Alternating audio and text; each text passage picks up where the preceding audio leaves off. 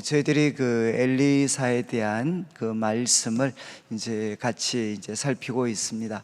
그래서 우리가 첫째 날 다루었던 그 내용은 이제 엘리사가 그 부르심을 받게 되는, 그래서 엘리야가 그의 겉옷을 이제 엘리사에게 던지게 되고, 그리고 그 부르심에 이제 따뜻하게, 그렇지만 단호하게 이제 순종하는 모습들을 살펴봤습니다.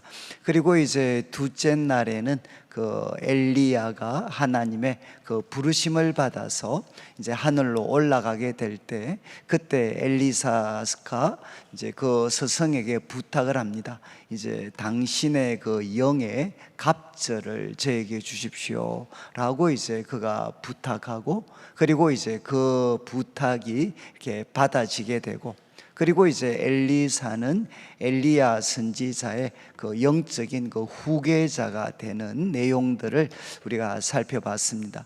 그리고 이제 어제 저희들이 살폈던 내용은 이제 엘리야의 영의 그 갑절을 받은 그 엘리사가 이제 두 가지 사역을 감당을 했습니다.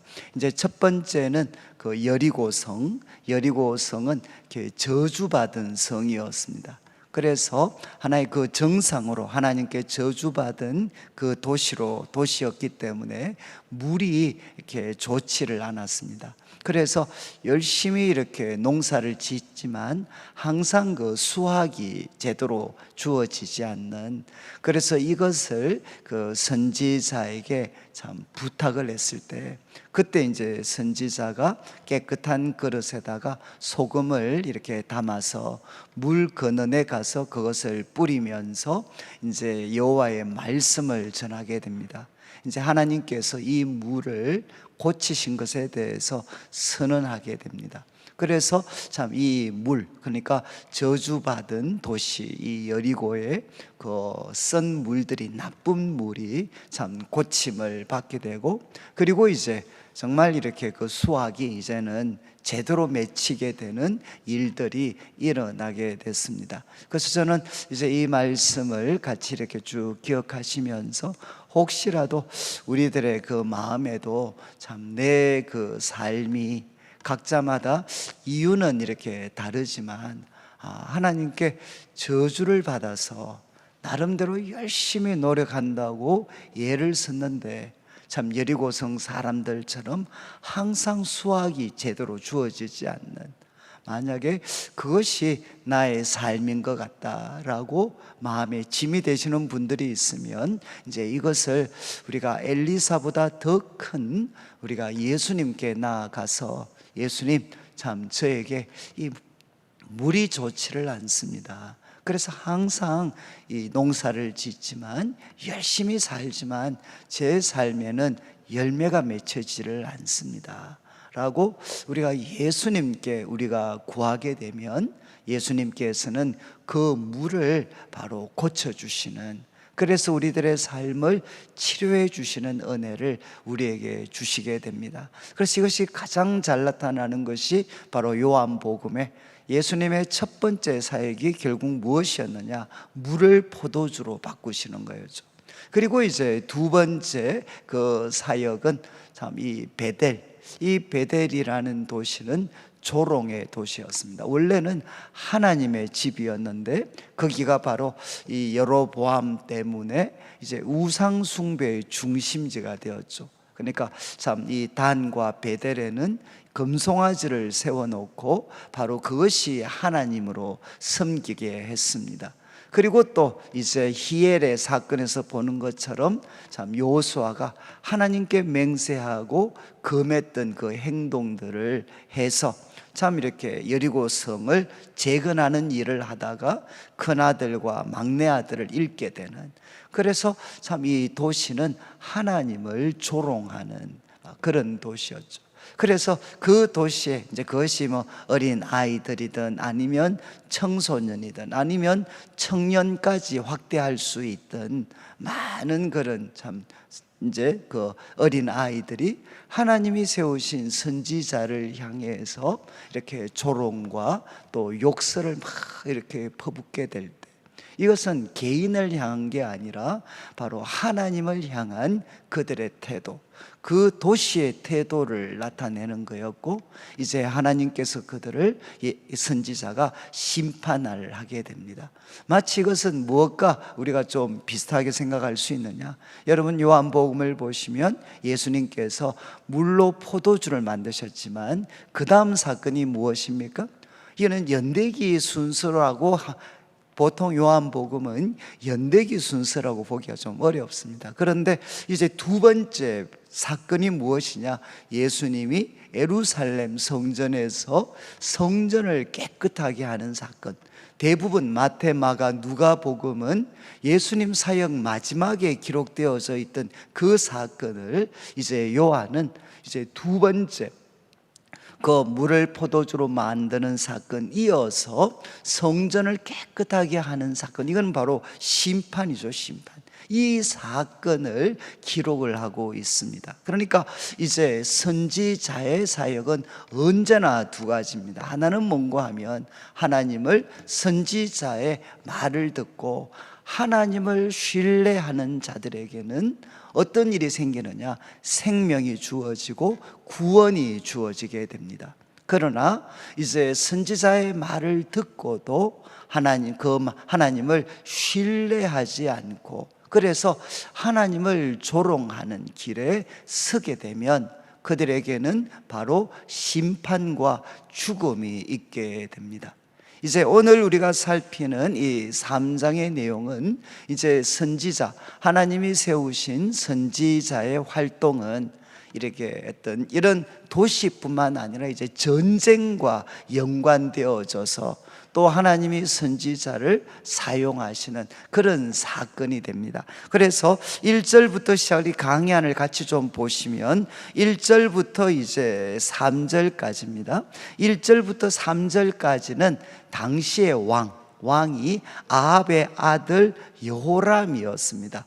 여호람이 이제 북쪽 이스라엘을 통치하고 있을 때인데 이 여호람에 대해서 소개하고 있는 내용입니다. 그래서 이 여호람은 아합의 아들이었는데 그 역시도 이 아합의 잘못, 2절에 보시면 여호와 보시기에 악을 행하였지만 그 다음 표현이 그의 부모처럼 하지는 않았다. 그의 부모가 누군가 하면 아합과 이세벨입니다. 그러니까 아합, 여호와 보시기에 악을 행했는데 그 아버지 아합, 그의 어머니 이세벨보다는 덜 했다는 거죠. 정도가 좀 덜 했다. 그리고 예를 듭니다. 그는 그의 아버지가 만든 바알의 주상, 이거는 이제 주상은 돌을 통해서 세운 겁니다. 그래서 바알의 그 주상을 없이 했다.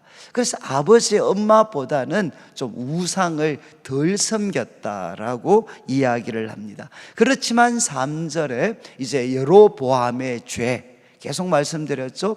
첫 번째 북쪽 이스라엘의 왕이었던 그 여로보암의 죄. 그래서 참 이렇게 성전을 예루살렘이 아니라 단과 베델에 금송아지를 만들어 두고 그것을 하나님으로 섬기게 했고, 제사장도 자기가 원하는 사람은 누구나 제사장이 되게 하고, 그리고 절기도 하나님이 절기를 정하실 때 날짜가 있는데 그 날짜를 임의로 옮겨서 이렇게 만들었던 바로 그 잘못이 여로보암의 죄입니다. 그러니까 하나님, 좀 이렇게 거창하게 표현하면 계시, 하나님께서 말씀을 통해서 주신 신앙을 이렇게 거기에다가 그냥 인간의 생각을 포함시켜서 자기들 편한 대로 만들어 버린 것이 여로보암의 죄다라고 볼 수가 있습니다. 그러니까 이제 이 여로보암의 죄를 계속 떠났다는 거죠.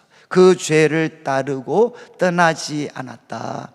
자, 그런데 이제 아합의 아들 이 여호람이 왕이 되었을 때 어떤 사건이 일어났느냐, 4절부터 시작을 해서 8절까지는 이제 모압이, 원래 아합이 살아있을 때는 북쪽 이스라엘을 섬기고 그에게 막대 막대한 조공을 바쳤다는 겁니다. 막대한 조공.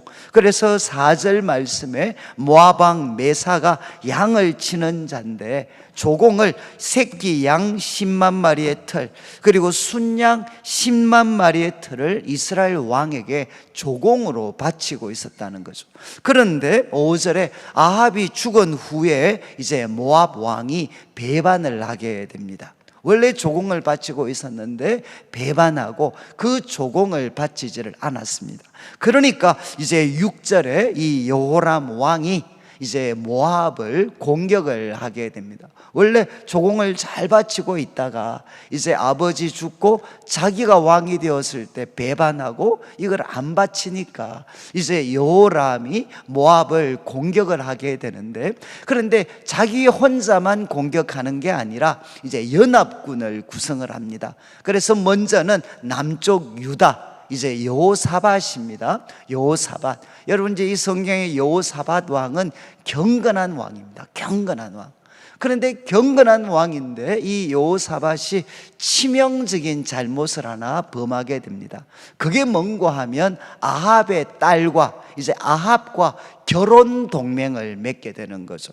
그래서 여호사밧이 자기의 아들과 아합의 딸인 아달랴를 결혼하게 해서, 이거는 이제 여호사밧에게는 치명적인 잘못이었습니다. 그런데 이렇게 결혼을 통해 연대되어져 있었기 때문에 이 여호람이 이제 여호사밧에게 뭐 관계가 아주 좋았죠. 서로 사돈 아니면 사돈 어른이시니까. 그래서 이제 이 전쟁에 같이 동참해 줄 것을 요청을 하는 게 7절 말씀입니다. 그래서 여호사밧한테 가서 당신의 백성이 우리 백성이고 뭐 이런 이야기하면서 같이 전쟁에 참여하게 되고, 그리고 나중에 이제 여기에 그 10절 말씀에 보시면 그 9절과 9절에 보시면 여기에 이스라엘, 유다에 또 어느 나라까지 포함이 되느냐? 에돔까지 포함이 되게 됩니다. 그래서 세 나라가 이제 연합해서 이제 모압을 공격을 하게 됩니다.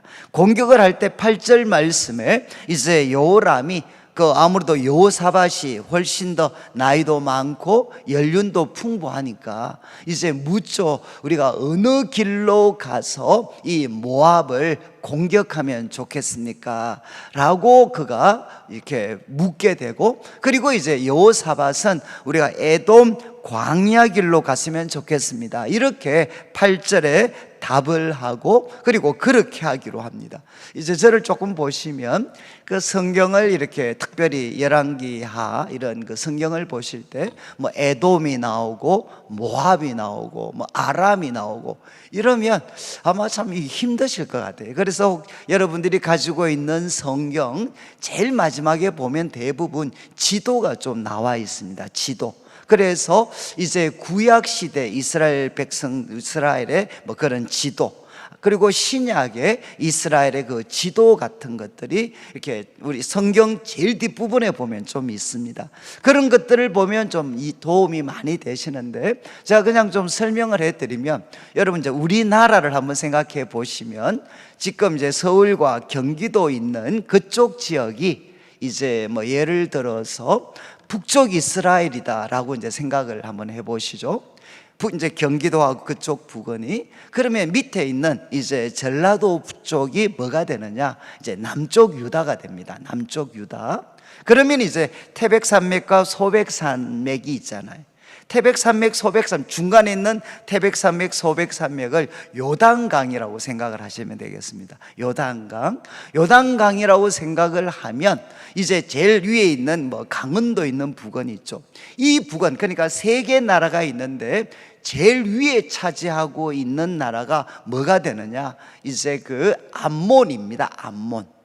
암몬이라는 나라가 있고, 그 암몬이라는 나라 밑에 이제 우리로 말하면 경상북도 정도에 해당하는 게 모압입니다. 모압.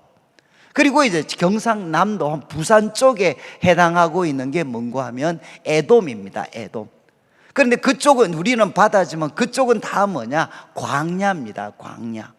그래서 지금 이 북쪽 이스라엘이 이제 요단강 건너편 남쪽에 있는 모압을 지금 공격을 하려고 해요. 모압을 공격을 하려고 하는데 이제 어디로, 보통은 여러분 이제 요단강이 있고 그 앞에 광야가 평지가 있으면 거기에는 뭐 아주 그 성을 쌓아놓고 일종의 요새를 만들어 놨습니다. 이제 정말 평야 좋은 땅이 있으면 그 땅을 지키기 위해서 아주 이렇게 견고한 성읍을 세워놓죠. 그러니까 이 여호사밧은 그 견고한 성읍으로 공격하지 말고 우회를 하자는 겁니다. 이 모압을 공격하기 위해서 제일 남쪽에 있는 에돔, 그것도 사막길로 우회를 하면 이 사막 쪽, 광야 쪽은 어떻게 되겠습니까? 아무래도 허술하겠죠. 그러니까 이제 광야와 사막 지역으로 돌아 우회를 해서 이제 이 어떤 모압을 공격을 하자라고 제안을 했고, 그리고 그 제안을 이제 받아들이게 됩니다. 자, 그런데 이제 9절부터 12절에 이렇게 세 나라가 연합을 해서 이제 모압을 에돔 지역으로 우회를 해서 공격을 했는데 문제가 생겼습니다. 그게 뭔가 하면 9절부터 12절까지 가다가 7일 정도 갔는데 물이 다 떨어져 버렸습니다. 아마 이제 이런 지역으로 가면 물이 있을 거라고 아마 예상을 하고 갔을 텐데, 아마 그런 지역에 물이 다 말라버렸는지 일주일 정도, 7일 정도 이렇게 우회하면서 가다가 그만 물이 다 떨어져 버렸습니다. 그래서 9절 말씀에 이제 내용을 표현하고 있죠. 이스라엘 왕, 유다 왕, 그리고 에돔 왕이 가는데 길을 둘러간 지 7일에 군사와 따라가는 가축을 먹일 물이 다 떨어져 버리게 됩니다. 이제 물이 없으면 여러분, 광야 사막 한복판에 이제 물이 없어 버리면 그 군대는 뭐 더 이상 힘을 쓸 수가 없습니다. 어디 가도 못하죠, 물이 없는데. 자, 그런데 이런 상황이 생겼을 때 이제 두 사람의 반응이 나타납니다. 10절, 이스라엘 왕 아합의 아들 이 이스라엘 왕은 뭐라고 반응하느냐? 슬프다, 여호와께서 이 세 왕을 불러 모아 모압의 손에 넘기려 하시는도다. 여러분, 이건 무슨 뜻이죠? 하나님을 원망하는 거죠. 여호와께서 이 세 왕을 불러 모아 모압의 손에 넘기려 한다. 아니, 하나님께서 우리 세 왕을 모아가지고 이 모압의 손에 넘기려 한다는 하나님을 향한 원망입니다. 그런데 지금 여러분, 우리 앞부분 내용을 살폈지만 이게 이 이스라엘 왕의 원망이 좀 이렇게 그 설득력이 떨어지는 것은, 여러분 출발할 때 하나님께 물었던 적이 있습니까?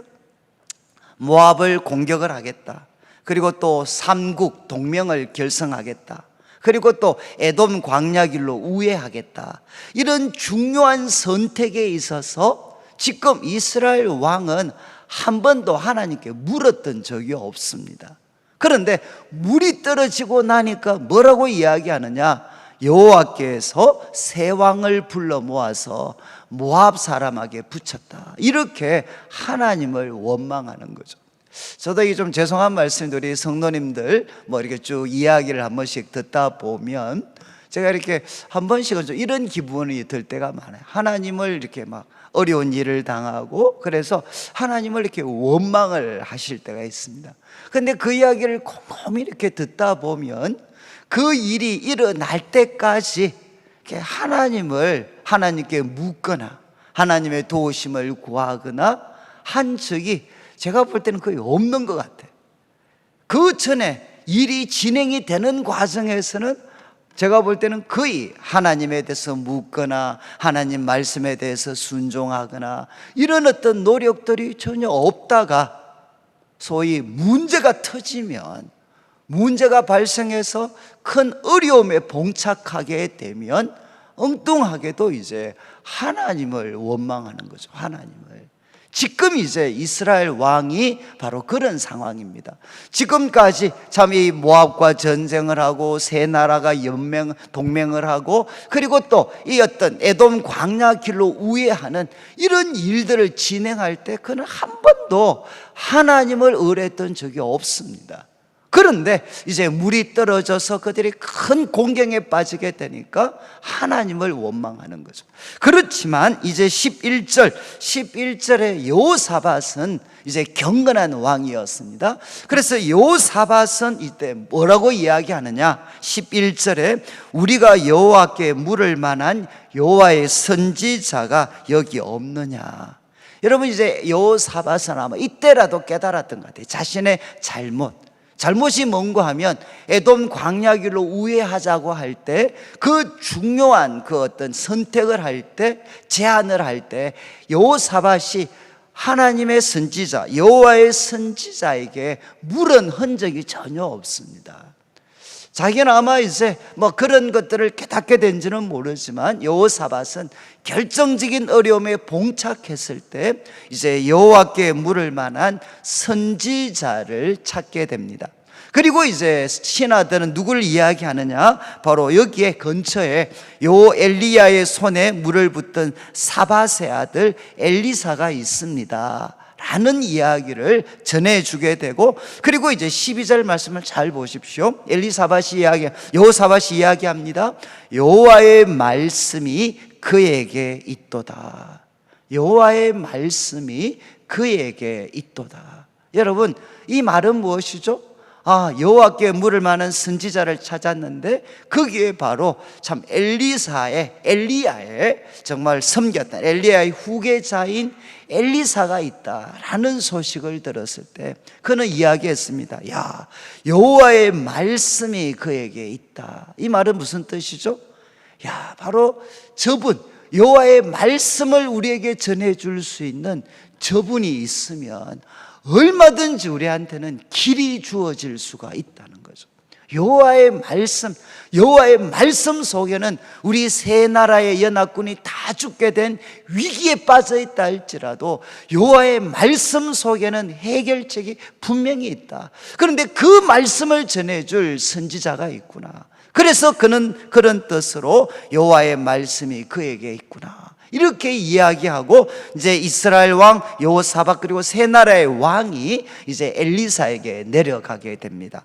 자, 이제 13절부터 이제 14절 2절에는 이제 엘리사가 찾아온 세 명의 왕들에게 이런 반응을 보이죠. 첫 번째 이스라엘 왕한테는 13절 뭐라고 이야기합니까? 내가 당신과 무슨 상관이 있습니까? 그리고 또 이렇게 이야기합니다. 당신의 부친의 선지자들과 당신의 모친의 선지자들에게 가십시오. 이해하시겠죠? 이때까지 정말 당신 아버지, 당신 어머니 섬겼던 그 소위 그 선지자들 있지 않습니까? 그들한테 가십시오. 그들한테. 나하고 당신이 무슨 상관이 있습니까? 라고 하면서 정말 그 왕에게 면박을 주죠. 면박. 그럴 때 이제 이스라엘 왕이 다급하니까 13절 마지막에 그렇지 않습니다. 그리고 상황을 이야기합니다. 여호와께서 이 세 왕을 불러 모아 모압의 손에 넘기려 합니다. 그리고 14절 엘리사가 대답을 합니다. 내가 섬기는 만군의 여호와께서 살아계심을 두고 맹세하는데 내가 만일 유다의 왕 여호사밧의 얼굴을 봄이 아니면, 내가 여호사밧의 얼굴을 봄이 아니면 내가 그 앞에서 당신을 향하지도 않고 보지도 않았을 겁니다. 결국 여러분, 지금 엘리사는 이제 여호와의 말씀을 그들에게 전해주려고 하는데 이유는 무엇이냐? 내가 당신 이스라엘 왕 여호람 당신 얼굴 보면 내가 절대로 전해주질 않을 텐데, 그래도 경건한 왕, 하나님 앞에 바로 살려고 하고, 그리고 참 자신이 잘못해서 일어난 문제가 터졌을 때 자신의 잘못을 깨닫고 그리고 하나님의 도우심을 얻으려고 하는 이 여호사밧의 얼굴을 봐서 내가 여호와의 말씀을 전해주겠다는 것입니다. 그러니까 참 하나님께서는 여호사밧이 했던 그 선한 일들을 하나님은 기억하고 계시는 거죠. 그러니까 이제 여호사밧의 얼굴을 보고 이제 15절에 이제 그가 금은고를 가져 금은고 탈자를 불러오게 합니다. 그러니까 오늘날 같으면 이제 정말 이렇게 잔잔한 그런 찬양이나 음악을 제공해 줄 수 있는 그런 분을 참 부르게 합니다. 그래서 그 검은고를 탈 때 15절 마지막에 무슨 말씀이 있습니까? 검은고를 탈 때 여호와의 손이 엘리사에게 있게 됩니다. 여러분, 성경에서 여호와의 손은 바로 여호와의 능력입니다. 여호와의 능력, 손을 가지고 우리는 모든 활동을 하잖아요. 그러니까 여호와의 그 활동하는 능력, 그 여호와의 손이 바로 엘리사 위에 있게 되었다는 겁니다. 그리고 이제 16절을 보시죠. 말씀을 전해주는데 그가 이르되 여호와의 말씀이 이 골짜기에 개천을 많이 팔아. 여러분, 지금 이 세 나라의 어떤 왕과 백성들은 지금 물이 없어서 다 죽게 됐습니다. 그리고 거기에는 광야와 사막, 거친 땅인데 그 거친 땅에 참 역설적으로 개천을 많이 팔아 물이 흐르고 물을 담을 수 있는 그 개천을 많이 팔아, 이렇게 말씀을 전하게 됩니다. 그리고 17절에 이렇게 또 설명하죠. 여호와께서 이러시기를 너희가 바람도 보지 못하고 비도 보지 못하지만. 여러분, 지금 그래도 뭔가 이렇게 개천에 물이 흐르려면 비가 와야 되는데, 바람도 있거나 아니면은 또 뭐 이렇게 비가 뭔가 내려야 되는데 그런 게 보이지 않습니다. 그런 게 보이지 않지만 그러나 이 골짜기에 물이 가득하여서 너희와 너희 가축 짐승이 마실 것이다, 이렇게 이야기했습니다. 그래서 첫 번째 말씀은 무엇이죠? 개천을 많이 팔아. 지금 바람도 없고 비도 없지만 바로 여기에 물이 넘쳐날 거다. 이게 첫 번째 말씀입니다. 그리고 두 번째 말씀은 18절에 이것은 여호와 보시기에 작은 일이다. 그리고 두 번째 무슨 말씀을 전하느냐? 여호와께서 모압 사람도 당신의 손에 넘길 것이다. 이제 두 번째 약속이죠. 이제 모압 사람도 여호와께서 너희들의 손에 넘겨서 19절 당신들이 모든 견고한 성읍 그리고 또 모든 아름다운 성읍을 치고 그리고 애굽 모압에 있는 좋은 나무 모든 샘 그리고 또 좋은 밭 다 헐어버리는 너희가 모압에 대해서 승리하게 될 거다, 이렇게 말씀을 전하게 됩니다. 여러분, 이제 정말 선지자에게 말씀을 물었을 때 선지자가 바로 말씀을 전해 주었고 그 말씀은 개천을 많이 팔아 물이 가득하게 될 거다. 그리고 두 번째는 모압에 대해서 승리하게 될 거다, 이렇게 말씀을 전해 주었습니다. 자, 이제 20절에는 이제 그 후 반응이죠. 이 말씀이 성취되어집니다. 그래서 20절 다음 날 아침이 되었을 때 소제를 드리는 시간에 물이 에돔의 쪽에서부터 흘러와서 그 땅에 가득하게 됩니다. 그러니까 어떤 과정을 통해서 이루어졌는지 저희들이 알 수는 없지만 그 다음날 아침이 되었을 때 물이 에돔 쪽에서부터 이렇게 흘러와서 그 땅에 이렇게 가득하게 됩니다. 자, 첫 번째 말씀이 성취되어졌죠. 그리고 두 번째, 이제 21절, 그럼 두 번째 말씀은 모압에 대한 승리인데 어떻게 그 승리가 이루어지느냐? 21절 모압의 모든 사람은 왕들이 올라와서 자기를 치려 한다는 걸 듣고 갑옷 입을 만한 자들이 그 이상이 모여서 다 경계를 서고 있었습니다. 지금 세 나라가 공격한다라는 소식을 듣고 남녀노소 불문하고 갑옷 입을 수 있는 사람들은 다 이제 그 전쟁에 경계를 서고 있었습니다. 그런데 22절 아침에 모압 사람이 일찍 일어나서 해가 물에 비침으로, 여러분 아까 물이 가득하게 됐다고 했습니다. 그런데 이제 모압 사람이 아침에 일어나서 그 가득한 그 물을 보니까, 여러분 이제 아침에 태양이 비치니까 물 빛깔이 어떻게 보이겠습니까? 붉게 보이죠. 붉게. 아침에 일어나서 보니까 그 물이 붉게 보였습니다. 이렇게 붉게 보였을 때 이제 23절 그들이 판단을 잘못하게 됩니다. 여러분, 물이 그 아침에 어떤 태양을 받아서 붉게 이렇게 비칠 때 지금 23절 아합 사람들이 이렇게 해석을 하는 거죠. 그 붉은 물이 피가 같이 보였습니다. 그래서 23절에 야, 이거는 피다. 아니, 이렇게 피가 이렇게 어떤 많은 물처럼 흐른 걸 봤을 때는 이유가 무엇이냐? 세 왕이 저희들끼리 싸워가지고 저희들끼리 싸워서 이렇게 많은 피가 흘려졌구나 라고 잘못 해석을 하게 됩니다. 그리고 그들은 어떤 선택을 하느냐? 23절 마지막에 야, 저희 세 나라가 자기들끼리 싸워서 이렇게 많은 피가 흘렀다. 그러니까 빨리 지금 나가서 저 세 왕 그리고 저 세 개 군대를 우리가 노력하자. 이렇게 해서 이제 모압이 성문을 열고 나가게 됩니다.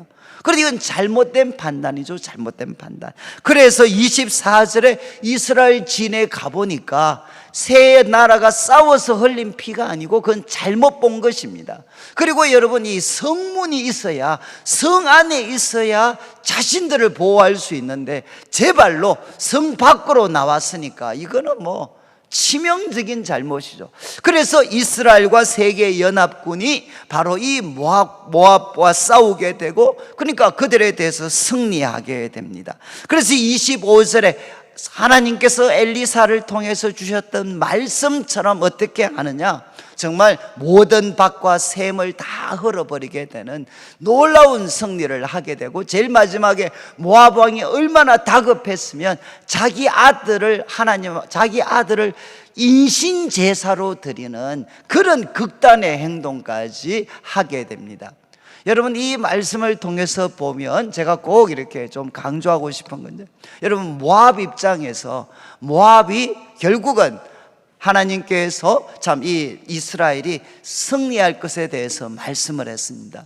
그리고 이제 모압은 이제 결정적인 패배를 당하게 되는데, 그 결정적인 패배를 왜 당하게 되죠?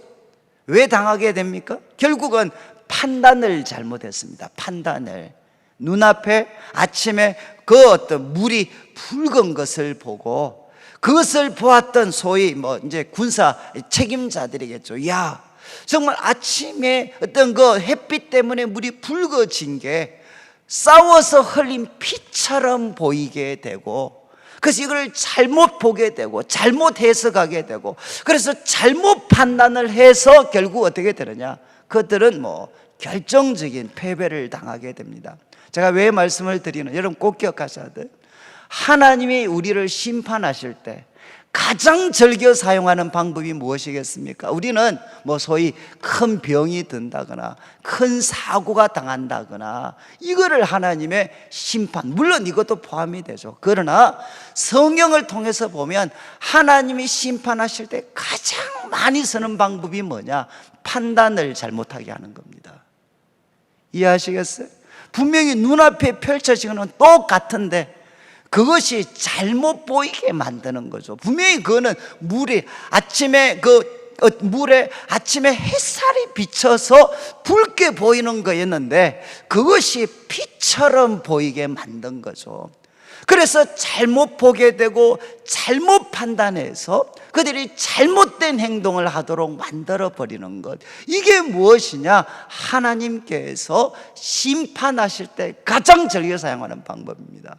그러니까 여러분들이 특별히 만약에 우리 아내 되시는 분들이 만약 우리 남편을 위해서 기도하실 때 제일 많이 기도하셔야 되는 게 무엇이겠습니까? 바르게 판단할 수 있도록. 여러분, 눈이 감긴다는 게 무엇이냐? 바로 이겁니다. 눈이 감겨버리면 잘못 보는 거죠. 그래서 잘못 본 것 때문에 잘못 결정하게 되면 그것이 무엇이냐? 여러분, 바로 하나님이 심판을. 그래서 교만은 패망의 선봉이다 라고 이야기할 때 그 핵심이 무엇이겠습니까? 교만하면 잘못 보고 잘못 판단하게 된다는 것입니다. 여러분, 지금 이제 이 모압은 여러분 물에 그 태양이 바로 비쳐서 붉게 보였는데 그것이 흘린 피처럼 보이게 되는 거죠. 그래서 야, 세 나라가 싸웠다. 그래서 그들이 전쟁에 성문 열고 나갔다가 그들은 결정적인 패배를 당하게 됩니다. 그렇지만 이제 유다와 이스라엘 백성들 입장에서는 어떻습니까? 하나님이 선지자를 통해 주신 말씀처럼 이루어지게 됩니다. 여러분, 정말 저는 이제 이 말씀에서 가장 그래도 감동적인 것은 새 이스라엘과 그리고 이스라엘 백성들, 유다의 그 백성들이 그 물 하나, 그리고 바람도 없고 비도 내리지 않는데 거기에 그 어떤 지친 몸으로 고랑을 파고 있는 거죠. 개천을 파고 있습니다. 그 행동은 무슨 행동입니까? 믿음의 행동이잖아요. 뭔가 비가 와서가 아니라, 그죠? 그게 또 비올 조짐이 있어서 개천을 파는 게 아니라 하나님께서 말씀하셨기 때문에 마른 하늘에, 그리고 그 마른 광야에 개천을 파는 것입니다. 그 순종, 믿음을 통해 나타난 순종이 나타났을 때 어떻게 되느냐? 바로 그 광야에, 그리고 물 하나, 비 하나, 바람 하나 없었던 거기에 물이 가득하게 되는 역사들이 나타나게 되고, 그리고 또 모압이 판단을 잘못해서 성문 열고 자기 손으로 성문 열고 나왔다가 이제 이스라엘은 하나님이 말씀하신 대로 놀라운 구원을 경험하게 됩니다. 여러분, 제가 코로나19의 상황 속에서도 우리가 이 엘리사, 하나님의 말씀을 같이 살피려고 하는 이유는 바로 여기에 있는 거죠. 여러분, 마른 하늘, 마른 광야, 정말 거기에는 어떤 물이 나올 수 있는 가능성도 없지만, 그러나 하나님께서, 여러분, 엘리사보다 더 크신 예수님 앞에 나아가서 하나님, 저에게 말씀하여 주십시오. 하나님, 우리가 죽게 됐습니다. 하나님, 우리에게 말씀을 주십시오. 여호와의 말씀이 바로 당신에게 있습니다 라고 하면서 그분 앞에 나아가면, 여러분, 그분은 우리들에게 정말 고랑을 많이 팔아 전능하신, 우리 수준이 아니라 전능하신 하나님의 수준에 맞는 그 해결책을 우리들에게 제시해 주셔서 여러분 모두가 목마르고 그래서 패배하고 망할 수밖에 없는 그런 상황을 하나님께서는 구원의 상황으로 바꾸셨던 것을, 이것을 우리들도 같은 경험을 할 수 있도록 만들어 주시는 거죠. 그런 뜻에서 여러분, 우리들의 삶은 어디서 결정이 나느냐? 결국 기도의 자리에서 결정이 나는 겁니다. 그리고 예배의 자리에서 결정이 나는 겁니다. 왜 그렇습니까? 바로 여호와의 말씀, 우리 성도님들 한 분 한 분을 향한 여호와의 말씀이 여러분들에게 들려지게 되기 때문에 바로 기도의 자리, 그리고 예배의 자리가 왜 소중하냐? 여호와의 말씀이 있는 시간이기 때문에 그렇습니다. 저는 우리 성도님들이 오늘 이 말씀을 통해서 다시 한번 정말 이스라엘 왕, 유다 왕 여호사밧이 처했던 그런 다급한 상황 속에 우리들도 놓여 있다 할지라도 하나님을 원망하는 대신에 하나님께 물어서 엘리사보다 더 크신 그 예수님 앞에 나아가서 우리들의 상황을 다 말씀을 드려서 우리들의 능력, 우리들의 지혜가 아니라 하나님의 능력, 하나님의 지혜, 하나님의 사랑을 통해 우리 성도들의 삶에 정말 놀라운 반전이, 정말 그 패배가 승리로 바뀌게 돼요. 목마름이 풍성함으로 채워지게 되는 역사들이 우리 성도님들의 삶에도 놀랍게 펼쳐지게 되시기를 주님의 이름으로 축원합니다.